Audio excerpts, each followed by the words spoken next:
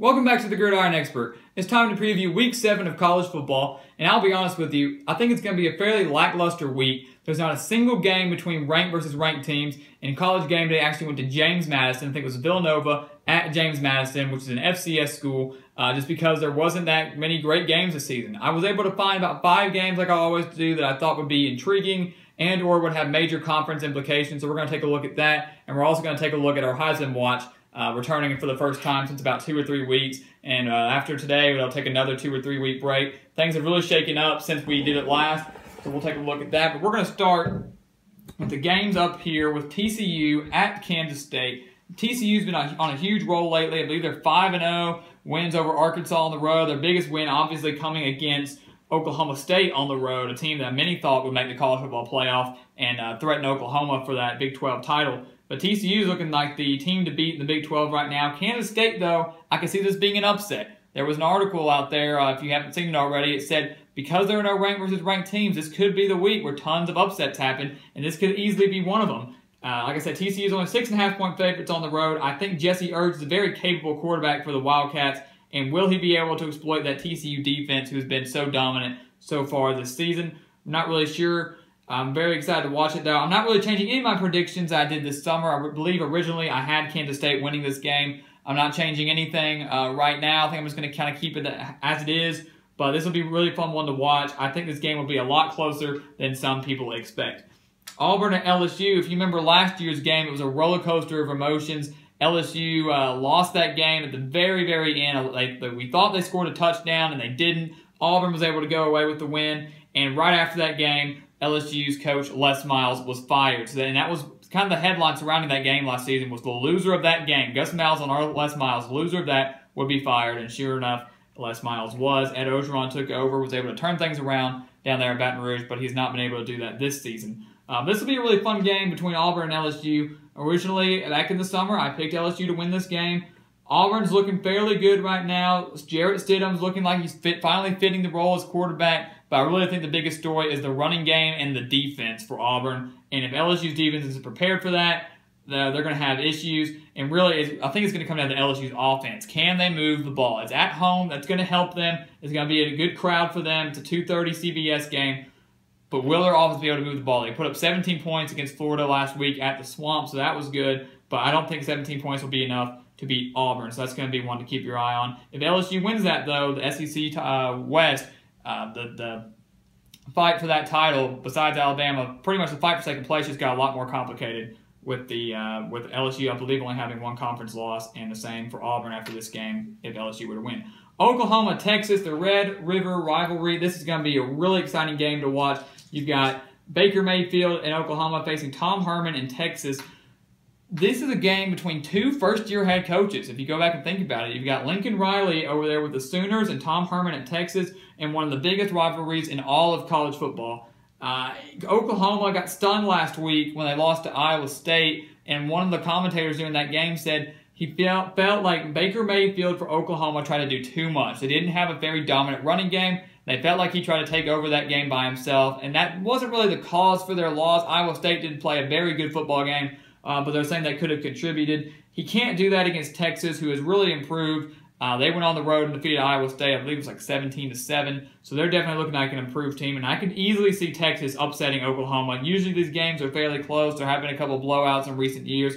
But I really do see this game being very close and coming down to the wire. So it's going to be a really fun one to watch. I think Oklahoma pulls it out in the end. But this is going to be a great one to watch. You need to keep your eye on that.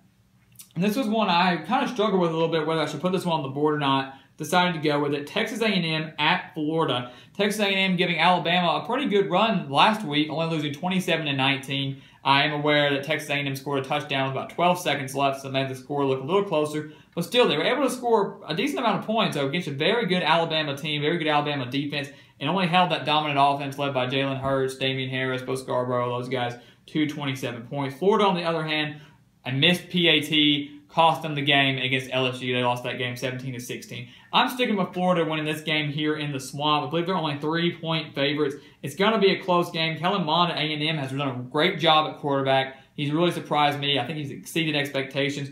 Another problem is Florida's offense. Can they generate some offense? I see that the same problem like LSU, but in the end, I think home field advantage is going to help them out in the end. I think they're going to get the win over A&M. And if you haven't seen them already, go check out Florida's new jerseys. I think they look pretty sharp. They look like gator skin, so that's really, really cool as well. Utah at number 13 USC is going to close it out for my top 5 games this week. This game could potentially determine who wins the Pac-12 South division, who represents the South in the Pac-12 Conference Championship. USC getting this game at home. Obviously got beat against Washington State a couple weeks ago. You know, and that was a good game. And it wasn't like they got blown out against Washington State. And Washington State's a very good team. They're now up to number 8 in the country right now. Utah was ranked last week. I believe they lost to Stanford, so now they dropped back out. But this is going to be, I think it's going to be another one of those games that people expect USC to go in, take care of business fairly easily. But Utah isn't going to let them do that. They're going to give USC a fight. In the end, though, I think the Trojans do win this game and stay on top of the South Division. But that's going to be, all these games are going to be a lot of fun to watch. Also, the nightcap in the Pac-12 is going to be Oregon at Stanford. I think that's going to be another great game to watch as well, so keep your eye on that. Now, our Heisman watch.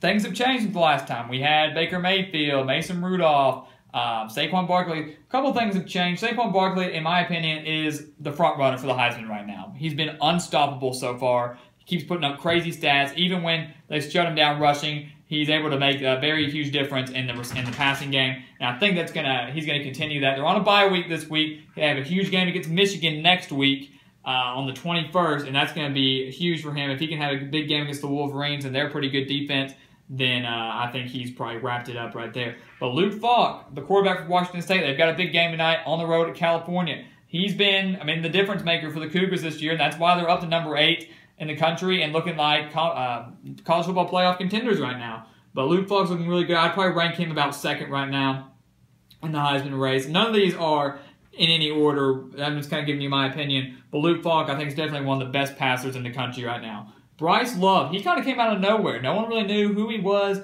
at the beginning of the season, but he's rushed on the scene. The running back for Stanford has 1,240 yards already this season with only 118 carries. So he has, like I said, rushed onto the scene, done great things for Stanford. I think that's been a huge difference for their turnaround after they lost back-to-back games to USC and San Diego State. And speaking of San Diego State, Rashad Penny, the running back for San Diego State, everybody thought they might take a little dip down in the running game after Donnell Pumphrey left, the all-time leading rusher in college football now. Rashad Penny picked up right where he left off, putting up crazy stats out there in the Mountain West Conference. And I think he has solidified himself as a very big Heisman contender. And then obviously Baker Mayfield, I didn't want to throw him out yet. I want to give him a chance to redeem himself. He didn't have a bad game against Iowa State. Probably a game they should have won, but he still put up some big numbers. He's going to have to do a lot by himself. He's done great so far this season. One bad game can't take you out of the Heisman race. But this game against Texas is really going to define it. If he has a bad game against Texas, I think he's going to drop out just for this week. He has time to redeem himself, but this game against Texas is going to be huge for Baker Mayfield and the Sooners. But keep him in the Heisman race for now. I think he's still looking really solid. So that's 2 quarterbacks and 3 running backs. So this Heisman race in a couple of weeks when we revisit it is going to change. We're going to have a really good idea of who is going to be the top 5 heading to New York for that award ceremony. So I'm really excited to keep an eye on these guys. All of them are super explosive and huge difference makers for their teams.